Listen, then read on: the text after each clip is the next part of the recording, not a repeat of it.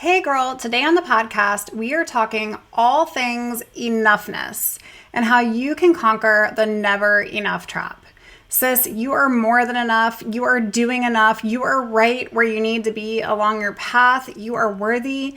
And I cannot wait to shed some love into your ears today as we talk through enoughness. Let's get to it.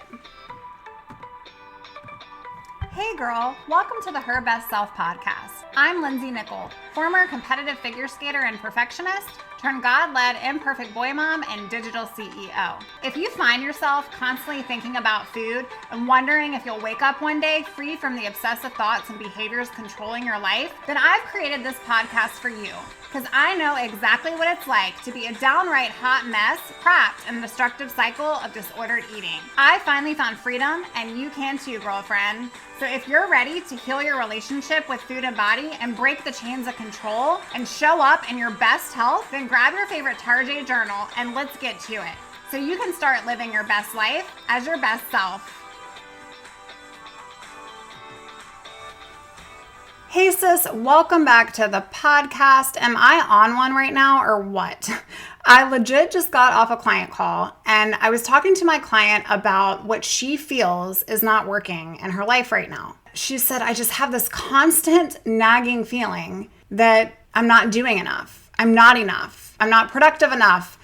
And for you right now, I wanted to bring this in to the show content because I have been right where you are. In fact, many days I feel like I'm not performing enough in my business. But when you're trapped in an eating disorder, you feel not thin enough, you feel not disciplined enough around food, and honestly, not good enough. And this feeling of never enough is like a shadow that follows you everywhere, friend. It is making you feel perpetually behind, where you're constantly striving and never quite measuring up to this invisible standard. If you're nodding your head right now, that is exactly how I feel, then today's episode is for you. But before we dive in, I just want to acknowledge that talking about these feelings can bring up a lot of emotion for you. So I want you to take care of yourself as you listen. Pause if you need to. And remember that you're not alone in the struggle. I am right here with you. I'm holding your hand. In fact, I'd love to meet you. If you're looking for additional support in your journey as you navigate freedom, look no further. I'm your girl. Go on out to the website, herbestself.co, fill out a client application. Freedom from an eating disorder is my specialty. Why? Because I've done that in my personal life and I've done it with so many ladies. Do not hesitate. Go on out and fill out an application. Okay, I want to start today's episode by breaking down the powerful connection between that never enough feeling and eating disorders. This isn't just my personal observation. It's actually backed by research. And you know, girl, that I love me some research. A landmark study published in the International Journal of Eating Disorders found that perfectionism is one of the most robust risk factors for developing an eating disorder. In fact, 97% of individuals with anorexia exhibit perfectionism traits, and that is compared to about 30% in the general population. Another study from the Journal of Abnormal Psychology showed that people with eating disorders score significantly higher on measures of clinical perfectionism, which is a persistent striving for these extremely high standards despite negative consequences type of thing. But what does this research really tell us? It tells us that for many people, the eating disorder becomes the perfect expression of that never enough mindset. So when you can't control everything in your life, when you can't be perfect at work or school or in your marriage or with your kids, food and body become the ultimate place for you to channel that control. And in my own journey and in working with countless women daily, I've seen how the eating disorder voice perfectly aligns with this inner critic. You should be more productive today. Everyone else is handling their life better than you. You need to try harder. You need to work out more. Why did you skip that workout? You shouldn't need as much food as you're eating. You should be okay to resist the feeling of hunger. You should be able to resist those cravings. Sis, do you notice the common thread here? It is all about should and more and better. It's never about what you've already accomplished or how far you've already come. And the truth is that eating disorders thrive in an environment of that scarcity. They flourish when you believe that you're falling short in life because they offer this false promise of control, this false promise of achievement, this false promise of worthiness. If only you can restrict enough, if only you can exercise enough, if only you can be disciplined enough with food, then you will have arrived. But where does this feeling come from? Why do some people get caught in this trap more than other people? I literally have gone on a research frenzy to answer this question, but the answer lies partly in our minds. Recent neuroscience research revealed some fascinating insights into this never enough mindset. In a 2022 study published in the Journal of Cerebral Cortex, found that perfectionists show hyperactivity in this anterior cingulate cortex, which is the brain's error detection system, even when they're performing well. So what does this mean in normal language? It means that our brains are constantly scanning for mistakes and falling short of them, even where there aren't even real mistakes or real problems. Perfectionism affects how we process rewards. Research from the University of California found that individuals with this high perfectionism trait showed reduced activation in the brain's reward centers when succeeding at task. What does this mean? Well, even when these people accomplish something, they didn't feel the satisfaction and pleasure that others might feel from that. And this just explains why that feeling of enough seems so elusive. Your brain literally isn't registering the wins. It isn't registering the accomplishments or the progress that you're making. Instead, it's constantly scanning for what you're missing or where you're falling short. And if you're in the grip of an eating disorder, this neurological pattern is intensified. Studies show that malnutrition and starvation further impair these reward pathways, and this creates that vicious cycle where the more you restrict, the less capable your brain becomes of experiencing satisfaction and experiencing enoughness. The statistics, though, are super sobering. And according to the Archives of General Psychiatry, approximately 50 to 80% of the risk for anorexia and bulimia is genetic. And these genetic factors influence how our reward systems function. So this doesn't mean that you're destined to suffer, girl. It just means that maybe you're biologically more vulnerable to these patterns of thinking. Of course, we don't want to exist in a vacuum, but our society powerfully reinforces this never enough mindset. I want you to think about this in your own life. What are you looking at on social where you're constantly reminded in your own mind that your life is just not enough? I think about this in my own life constantly. Like, I think I'm doing well as a mom, or I'm doing well as a wife, or I'm doing well as a businesswoman. And then I will scroll on Instagram for 3.3 seconds, and I'm then starting to diminish my value, diminish my purpose, and think to myself that what I'm doing just isn't enough. In 2023, a survey by the American Psychological Association found that 68% of women report feeling pressure to be perfect across multiple domains of life.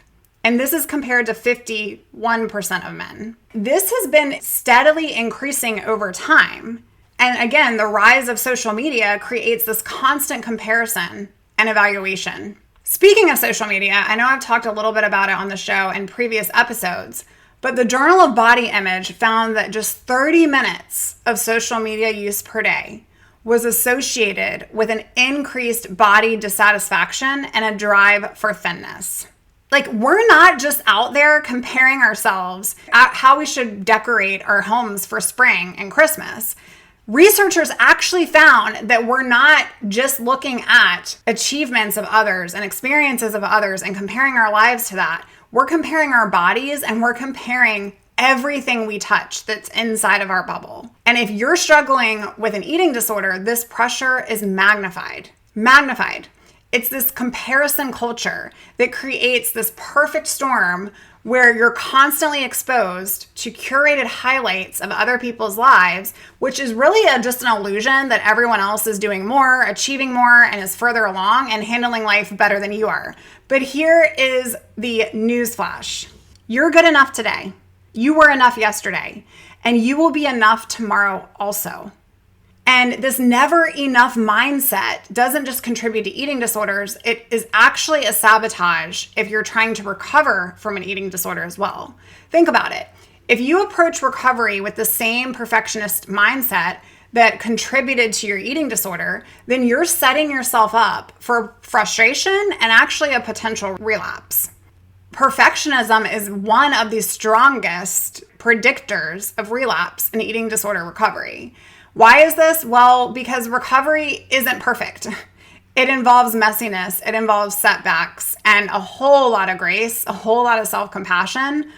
And those qualities, they run directly counter to perfectionism. So I see this play out daily in specific ways with the women I work with. If you're turning recovery into another achievement to be perfect, like I have to be the best at my recovery, this is an example of that. Or you're setting these unrealistic expectations for how quickly your emotions and your body image should improve, then you're gonna set yourself up for disaster. If you're being super rigid and feeling like a failure when normal recovery challenges arise, like you don't want to give up working out today, or it's really hard not to restrict tomorrow, this is something you've been doing for a really long time, is it not? So you are right where you need to be. It's one step at a time. I remember in my own journey, I would beat myself up for being recovered enough or doing it fast enough, or I turned recovery into just another area where I could compete and I could feel behind some days, inadequate, like I was failing, almost if it was being used against me to propel me into motivation. Like I was going to hate myself to try to love myself. And the irony wasn't lost on me, but I couldn't seem to break free from that thinking pattern. But here is how I want you to break free from it. And this is what I did in my own life, backed by evidence-based strategies that have been shown to help. In the Journal of Consulting and Clinical Psychology, there has been multiple studies reviewed that found cognitive behavioral interventions that are specifically targeting perfectionism not only reduced this never enough thinking, but it also helped support freedom from your eating disorder as well as depression. And so some of the things that I do with my clients is really think about that mindful awareness. Simply noticing when you're caught in this never enough cycle is great. I want you to think through that. Like, do I recognize I'm having the thought that I'm not doing enough? I don't want you to accept that as your truth. I just want you to recognize and be aware of that thinking pattern. And then challenge the evidence. When you feel like you're not doing enough, ask, what's the evidence for and against this thought? Because often we dismiss significant accomplishments while magnifying these shortcomings. Then I want you to think about how you can focus on redefining success. Treating yourself with the same kindness that you would show your sister, your friend. And this involves that acknowledging it's okay to be imperfect and that is part of the human experience. Next, we need to practice what good enough means. Like, we need to show up for what good enough means. I want you to deliberately choose to do some things at 80% rather than 100%. This is going to significantly reduce its grip on your life. I talk about, showing up 50% for the day. If 50% is your 100%, not every day you're going to be operating at this full-on high crazy standard of 100%, especially if you're not used to nourishing your body and you're trying to heal your life. Okay, friend? So I want you to give yourself grace. Maybe today all I have is 50%, but that 50% is 100% of all I have. That's good enough. You're right where you need to be. I want you to create a done list. Instead of just focusing on your to-do list, which crazy, right? But it never really ends. I want you to create a daily done list to acknowledge what you've already accomplished. I do this with my private one-on-one clients where we will literally work through an accomplishments list where we are focusing on the positives, because positive psychology shows that recognition of accomplishments increases your well-being and your health. And it reduces the striving, this need to be proving constantly. And an important part of this is limiting comparison. I want you to stop thinking about this upward, downward social comparison and consider a social media audit in your life. Like, who makes you feel not good enough and who inspires you every single day in a way that is going to be for you and a healthy way for you? And surrounding yourself with recovery-minded people is super, super important because it actually contributes to better outcomes. So if you have friends that talk about losing weight and are constantly on a diet and it's like a semi-competition of like who can eat the fewest calories today, it's time to explore a new tribe, sis, okay? Now, I promised you an actionable takeaway. So here it is. I want to share what I call the daily enough practice with you. This is something that I've developed based on research and self-compassion, and it helps many women that I work with begin to shift their relationship with this never enough mindset. This practice has 3 simple parts that just take 5 minutes every single day. You can do this at the end of the day. I actually think it works best in the end of the day. I want you to write down or say it out loud 3 things that you did today. They can be big, they can be small. Maybe you nourished your body with a meal. Maybe you sent that email that you were avoiding. Maybe you rested instead of going on that run. The key is to acknowledge what you did do, not what you didn't do. You can do this in the morning if you're a super morning person and it's like, I got my cup of coffee early, I had my time with God, I did some yoga instead of running to the gym. Like, acknowledgement is important. The second part of this is your enough statement. Create and speak an enough statement. I am enough that feels true to you. So it could go something like this. I am enough exactly as I am today. My worth is not tied to my productivity. It is not tied to my body, and it's not tied to what I've accomplished today. And then part 3 of this is thinking about the future and thinking about tomorrow. Writing a brief note of compassion to your future self about tomorrow. So maybe it goes like, dear future self, future me, hello, tomorrow won't be perfect. And that's okay. And you're not going to get everything done, but your worth isn't going to change because of it. I am so proud of you for showing up today, whatever today looks like. This practice was actually backed by research and showed an increased self-acceptance over just 14 days. The beauty of this, sis, is that it directly challenges those core beliefs that fuel your eating disorder. That your value is based on achievement, that you're falling short constantly, and that tomorrow you need to do better. So I encourage you to try this practice every day for 2 weeks. Literally set a reminder on your phone, put a sticky note on your mirror, do whatever you need to do, but make this time consistent. And I get it. Maybe that's another to-do list item, right? So just implement this however feels good in your life, but speaking it out loud, it actually triggers something in your mind that creates more substance. And so I want you to think about those 3 parts. How can I implement this some way in my week or in my day? The key is to acknowledge what you did do. Okay, we're not going to focus on the things we didn't. Then practice that enough statement that feels true to you. And then set that intention for what tomorrow is going to look like. Giving yourself that grace. As we wrap up today's show, I just want to leave you with this thought. This never enough trap, it's not your fault, girl. It is a complex interplay of biology, psychology, and culture. That's exactly what it is. And while it's not your fault, finding your way out of this trap, it is your responsibility. And it is your opportunity for healing in your life. The path out of an eating disorder, it isn't about becoming perfect or finally doing enough to deserve freedom. It's about recognizing that you were always enough, just as you are, even in your struggles. I know that it can sound like a nice platitude when you're deep in the trenches of an eating disorder, but I've witnessed the transformation that happens in my own life, thank you, Jesus, and with the women that I support who truly begin putting this on and internalizing it as their truth. Because when you can move from never enough to I'm enough right now exactly as I am, flaws and all, like this is what you get, then this doesn't mean giving up or settling and not creating growth in your life. It means pursuing from a place of wholeness rather than a deficiency. There is nothing deficient about you. And it means that you're recognizing your worth isn't hanging in balance with every meal, with every workout that has or hasn't happened, every metric.